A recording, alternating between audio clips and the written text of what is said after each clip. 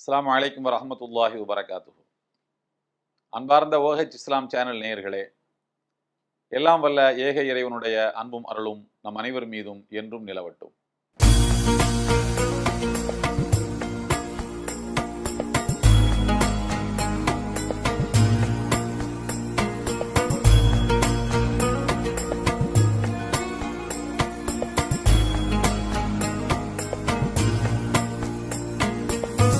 அல்லாஹு அக்பர்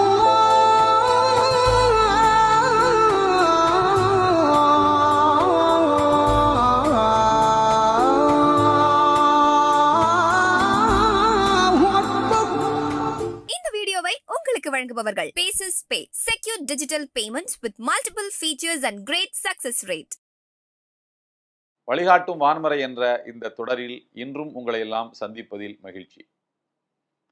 அன்பானவர்களே, வாழ்வின் எல்லா நிலைகளிலும் இறைவனுக்கு அஞ்சி நடந்து கொள்ளுங்கள். நபிகள் நாயகம் அவர்களிடத்தில் ஒருவர் வந்து, எல்லாம் வல்ல இறைவனின் திருத்தூதரே, எனக்கு ஏதாவது ஒரு அறிவுரை கூறுங்கள் என்றார். நபிகள் நாயகம் சொன்னார்கள், இறைவனுக்கு அஞ்சிக்கொள் என்றார்கள். எங்கிருந்தாலும் இறைவனுக்கு அஞ்சிக்கொள் என்றார்கள். எங்கிருந்தாலும் என்பதன் பொருள் என்ன? தனிமையில் இருந்தாலும், உன் வீட்டில் இருந்தாலும், அலுவலகத்தில் இருந்தாலும், நண்பர்களோடு இருந்தாலும், மனைவியோடு இருந்தாலும், தொழில் பார்ட்னரோடு இருந்தாலும் இறைவனுக்கு அஞ்சிக்கொள். இறைவனிடத்தில் அஞ்சி நீ உரையாடு. இறைவனுக்கு அஞ்சி நீ நடந்து கொள். இதுதான் அறிவுரை. நபிகள் நாயகம் அவர்களுடைய இந்த அறிவுரை எல்லா மக்களுக்கும் பொதுவானது. திருக்குரானிலே இதை பற்றி எல்லாம் வல்ல இறைவன் என்ன சொல்லியிருக்கிறான்? 5வது அத்தியாயத்தினுடைய 28வது வசனம். ஆதி மனிதர் ஆதம் நபி அவர்களுக்கு ஏராளமான பிள்ளைகள், பெண் பிள்ளைகள், ஆண் பிள்ளைகள். அதிலே இருவருக்கு இடையில் நடந்த ஒரு உரையாடலை இறைவன் சொல்கிறான். இருவரும் ஒரு லட்சியத்தை, ஒரு கோரிக்கையை, ஒரு இலக்கை மனதில் கொண்டு இறைவனுக்கு காணிக்கை வைக்கிறார்கள். என்ன காணிக்கை? ஒரு மிருகத்தை, ஒரு ஆட்டுக்குட்டி அல்லது மாடு ஒன்று அறுத்து அதன் இறைச்சியை அருகில் இருக்கக்கூடிய, அவருடைய எங்க இருக்கிறார்களோ அந்த இடத்துக்கு ரொம்ப வெகு சமீபத்தில் இருக்கக்கூடிய ஒரு மலை முகட்டின் உச்சியில் வைத்துவிட்டு வந்து விடுவார்கள். வானத்திலிருந்து ஒரு நெருப்பு வந்து அந்த இறைச்சியை விழுங்கி விட்டு போனால், தின்று விட்டு போனால், இறைவன் இவருடைய நேர்த்தி கடனை அல்லது இவருடைய விருப்பத்தை, இலக்கை நிறைவேற்றப் போகிறான், விரும்புகிறான் என்று பொருள். வானத்திலிருந்து எதுவுமே வரவில்லை. வனவிலங்குகளும், வனப்பறவைகளும், வேட்டையாடக்கூடிய பறவைகளும், கழுகு போன்ற பறவைகளும் அதை சாப்பிட்டு விட்டு போய்விட்டால் இறைவன் அதை ஒப்புக்கொள்ளவில்லை, அது ஏதோ மிருகங்களுக்கு தீனி வைக்கப்பட்டிருக்கிறது என்று பொருள். இதுதான் அந்த காலத்து வழக்கம். ஆதி மனிதர் ஆதம் நபி அவர்களுடைய 2 ஆண் மக்களும் இதுபோல ஒரு நேர்த்தி கடனை முன்வைத்தார்கள், ஒரு குர்பான் முன்வைத்தார்கள். இது கர்ரபா குர்பான. இறைவன் சொல்கிறான், ஃபத்துகுப்பில மின் அஹதிஹிமா வலம் யுத்தகப்பல் மினல் ஆஹர்.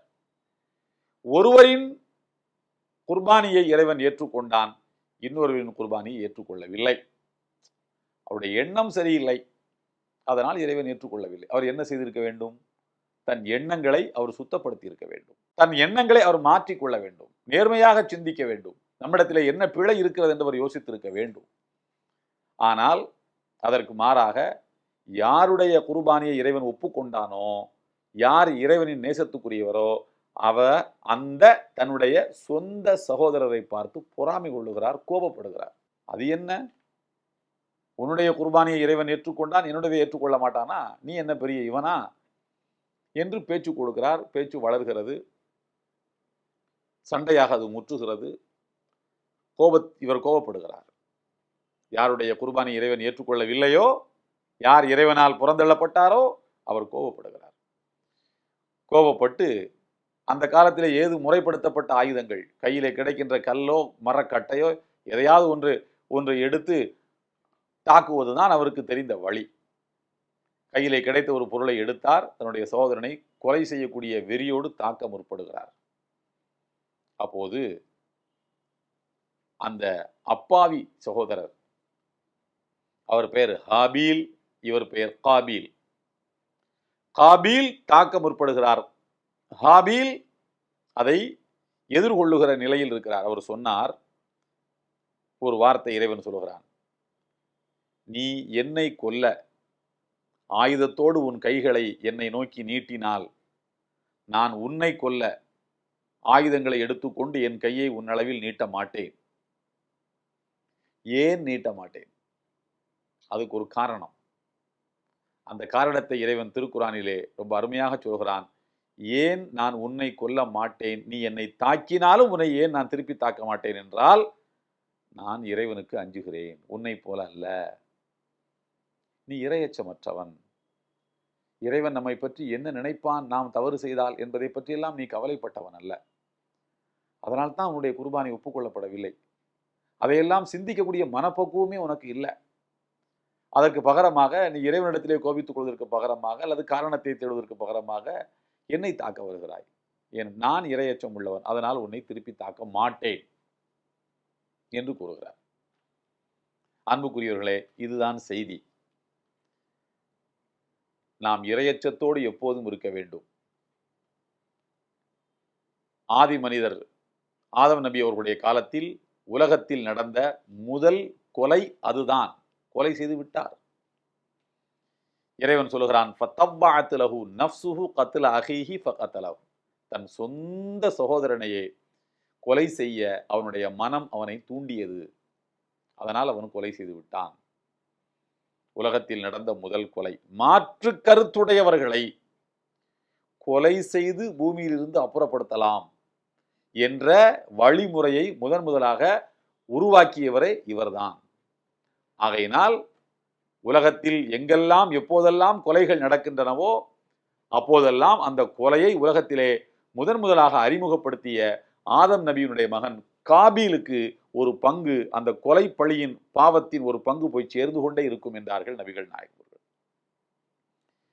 இறையச்சத்தை ஒரு காலமும் இழக்கக்கூடாது என்பதுதான் ஆதி மனிதர் ஆதம் அலைஹிஸ்ஸலாம் அவருடைய பிள்ளைகளின் வரலாறு நமக்கு உணர்த்தக்கூடிய செய்தியாக இருக்கின்றது. ஒரு மனிதன் மதமின்றி கூட வாழ முடியுமா? மதம், மார்க்கம், கொள்கை, கோட்பாடு எதுவும் இல்லாமல் ஒரு மனிதன் வாழ முடியுமா?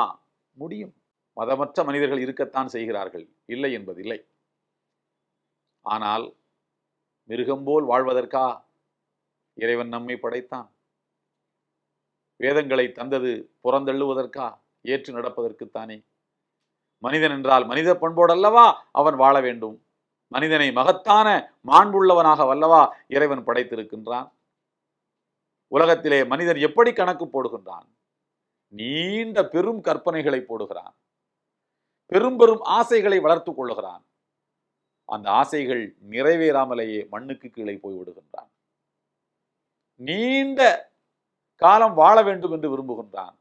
அந்த இலக்கை தொடாமலேயே மனிதன் மண்ணுக்குள்ளே போய்விடுகின்றான். என்ன வாழ்க்கை இது? இந்த வாழ்க்கையிலே இறையச்சத்தோடு வாழ்ந்தால் அல்லவா ஒரு அர்த்தம் இருக்க முடியும். சரி, தொலையட்டும். கொலை செய்தான். ஆதம் நபியினுடைய மகன் கொலை செய்தான். உலகத்தின் முதல் கொலையாளி. இறந்து போன, செத்து போன தன் சகோதரனை என்ன செய்வதென்று தெரியவில்லை. உலகத்தில் நடந்த முதல் மரணம். அப்பா அம்மாவே இன்னும் இருக்காங்க, பிள்ளை இறந்து போனாரு, என்ன செய்வது?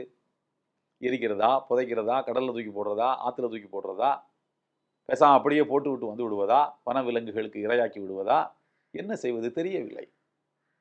எல்லாம் வல்ல இறைவன் சொல்லுகிறான், சகோதரனை கொலை செய்ய தெரிந்த இவனுக்கு அவருடைய உடலை என்ன செய்வது என்று தெரியவில்லை. கவலைப்பட்டு கொண்டே சுற்றி கொண்டிருந்தான்.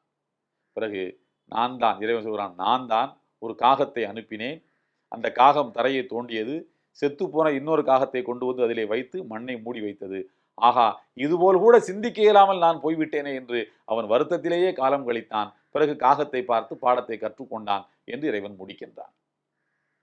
இறையச்சம் தவறியதால் எவ்வளவு பெரிய மோசமான முடிவு அவனுக்கு வந்தது என்பதை நாம் எண்ணி பார்ப்போம். எனவே வாழ்வின் எல்லா கட்டங்களிலும் இறையச்சத்தை நாம் கடைபிடித்து வாழ்வோம். அதுவே நம்முடைய உயர்ந்த வாழ்வுக்கு வழி. எல்லாம் வல்ல ஏக இறைவனின் அன்பும் அருளும் நம் அனைவர் மீதும் என்றும் நிலவட்டும். இந்த வீடியோ உங்களுக்கு பிடிச்சிருந்தா லைக் பண்ணுங்க, ஷேர் பண்ணுங்க, கமெண்ட் பண்ணுங்க.